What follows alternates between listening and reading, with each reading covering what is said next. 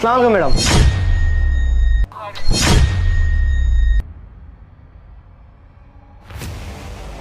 আসসালামু আলাইকুম ম্যাডাম।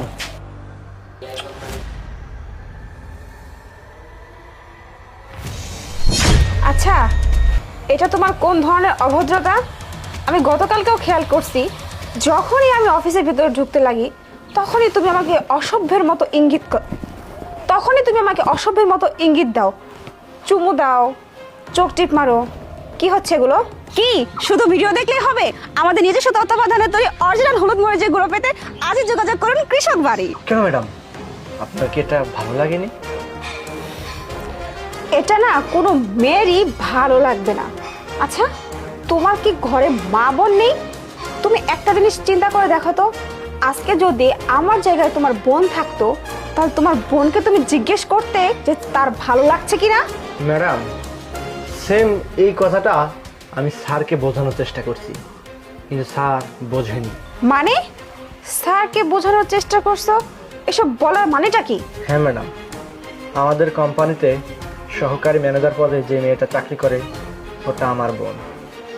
কিন্তু একদিন স্যার, এই মাসের হাজারের খাতাটা নিয়ে আসছি, আপনি হাজারিটা দেখে বেতনটা দিয়ে দিন। ওই কলমটা দাও। এই নিন স্যার।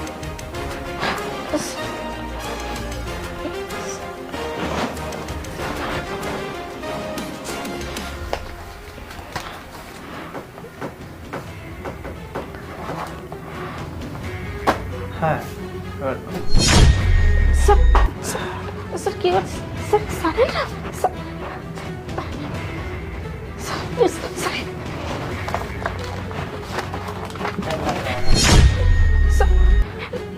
স্যার প্লিজ,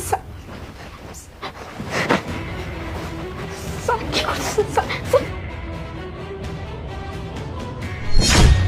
ম্যাডাম, আমার বোন তো কিচ্ছু বলে না, আমার বোন তো চুপচাপ থাকে।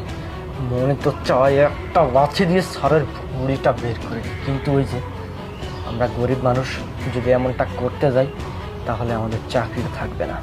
ম্যাডাম প্লিজ আপনি কিছু একটা করেন ম্যাডাম, নাহলে আমাকে আর আমার বোনকে এই কোম্পানিটা ছেড়ে দিতে হবে। কি শুধু কি ভিডিও দেখলেই হবে?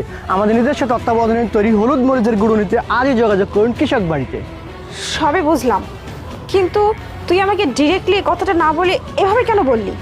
ম্যাডাম, আমি যদি এসে ডাইরেক্টলি আপনাকে এই কথাটা বলতাম যে স্যার আমার বোনের সাথে বেয়াদবি করতেছে, আপনি কি বিশ্বাস করতেন আমার কথাটা?